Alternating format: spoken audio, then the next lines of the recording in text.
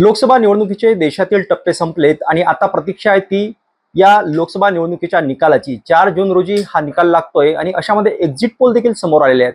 या एक्झिट पोलमध्ये कुठे महाविकास आघाडीचा विजय होतोय तर कुठे महायुती समोर येताना दिसते। महायुतीला देशभरामध्ये आघाडी दिसून येते आहे। अशात महाराष्ट्रात मात्र कुठेतरी तफावत जी आहे ती तफावत मोठी आहे असंच दिसून येतं।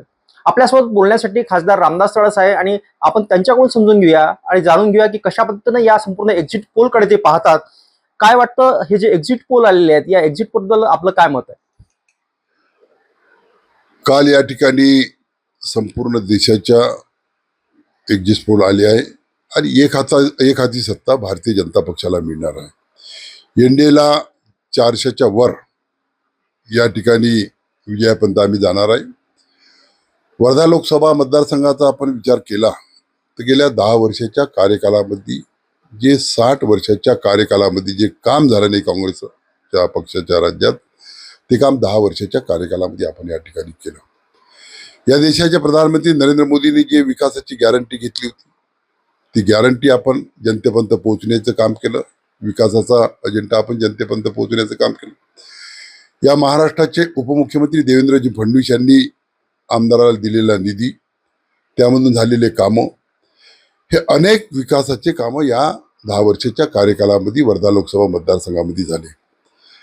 भारतीय जनता पक्षाची असणारी फळी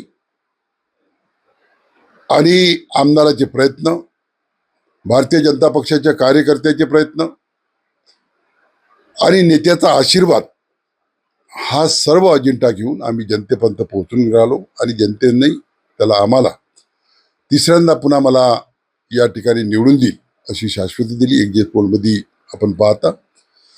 आणि मी 10 वर्षाच्या कार्यकालामध्ये सर्वसाधारण कार्यकर्ता म्हणून जनतेपर्यंत पोहोचण्याचे जनतेचं काम करण्याचं या ठिकाणी ठरवलं। माझ्या ऑफिसच्या माध्यमातून या ठिकाणी हर नागरिकाला न्याय देण्याचं काम मी या ठिकाणी केलं आणि तेच काम आज मला तिसऱ्यांदा पुन्हा निवडून आणलं। या देशाचे प्रधानमंत्री नरेंद्र मोदीला तिसऱ्यांदा या देशाच्या जनतेने ठरवलं का पुन्हा हा देश हा नरेंद्रजी मोदी यांच्या हाती द्यायचा आणि त्यांचाच मी सुद्धा या ठिकाणी तिसऱ्यांदा निवडून जाणार आहे। निवडणूक ही लोकसभेची आहे आणि अशामध्ये लोकसभेच्या म्हणजेच एकूण खासदाराकडून कामं अपेक्षित आहे। आपण आमदाराचं नाव घेताय, विशेषतः आपला निधी जो आहे हा कशा पद्धतीने खर्च झालेला आहे? पहा, जे केंद्र सरकारची कामं राहते ती खासदारांना राबवायची, जशी रेल्वेची काम आहे। आपण वर्धा नांदेड रेल्वे पूर्ण करण्याच्या 90% काम पूर्ण झालं आहे। लॉजिस्टिक पार्क आपण सिद्धीला आणला आहे। नॅशनल हायवे रोड या ठिकाणी केले आहे। आपण देवीला एक प्रकल्प मोठा आणला आहे। असे अनेक कामं आपण या ठिकाणी केंद्र सरकारच्या माध्यमातून केले आहे आणि ते कामं मी जनतेपर्यंत घेऊन गेलो। आमदाराचे कामं हे गाव पातळीवर राहतील, त्यांनी त्या पद्धतीने काम केलं। जलजीवनच्या माध्यमातून प्रत्येक घरापर्यंत प्रत्येक गावापर्यंत आपण पाणी पुरवठा योजना, अमृतच्या माध्यमातून आपण शहरामध्ये पाणी पुरवठा योजना, असे अनेक कामं या लोकसभा मतदारसंघामध्ये झाले। आमदार आणि खासदार भारतीय जनता पक्षाचे या माझ्या लोकसभा मतदारसंघामध्ये 4 आमदार आहेत, अनेक राज्यसभेचा खासदार आहे। या सर्वांनी आम्ही मिळून या ठिकाणी काम केलं आणि या जनतेनं मोदी साहेबांवर विश्वास टाकून पुन्हा तिसऱ्यांदा मला निवडून देणार हे शक्य म्हणजे पूर्ण गॅरंटी आहे।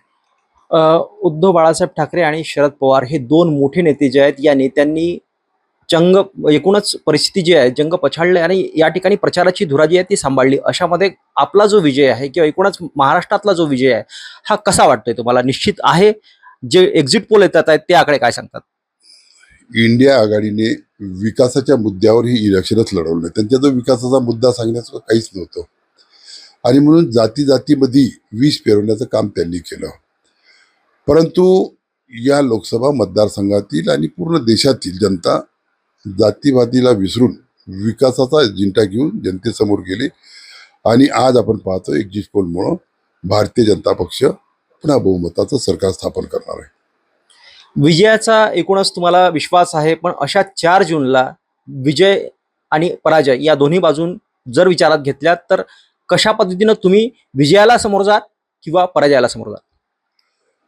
आम्ही गेल्या 10 वर्षाच्या कार्यकालामध्ये केलेले कामं, जनसंपर्क, या देशाचे प्रधानमंत्री नरेंद्र मोदीचं नेतृत्व, आमचे नेते गडकरी साहेबांनी, देवेंद्रजी फडणवीस यांचं महाराष्ट्रात नेतृत्व, ह्या अनेक कामामुळं जनतेने पुन्हा भाजपला पसंती दिली आहे आणि पुन्हा भारतीय जनता पक्षाचा उमेदवार म्हणून मी तिसऱ्यांदा या ठिकाणी निवडून येणार आहे. एक्झिट पोलवर आपला विश्वास आहे? आखरी एक्झिट पोलवर विश्वास याच्यासाठी राहते का ते पूर्ण देशभराचा दौरा करते आणि देशभराचा दौरा केल्यानंतर सर्व तो एक्झिट पोल तयार होते. आपण 14 मध्ये एक्झिट पोल पाहिलं, 19 मध्ये पाहिलं, त्याप्रमाणे मतदान मिळालं. एक हाती सत्ता भारतीय जनता पक्षाला मिळाली. 4 जून रोजी निकाल जाहीर झाल्यानंतर जो विजय होईल त्या विजयावर आपण ठाम आहोत, अशा प्रकारचं प्रतिक्रिया जी आहे ती एकूणच खासदार रामदास तळस यांनी दिलेली आहे. याशिवाय एक्झिट पोलवर देखील त्यांनी आपला विश्वास व्यक्त केलेला आहे. एकनाथ चौधरी, एबीपी माझा, वर्धा. एबीपी माझा, उघडा डोळे बघा नीट.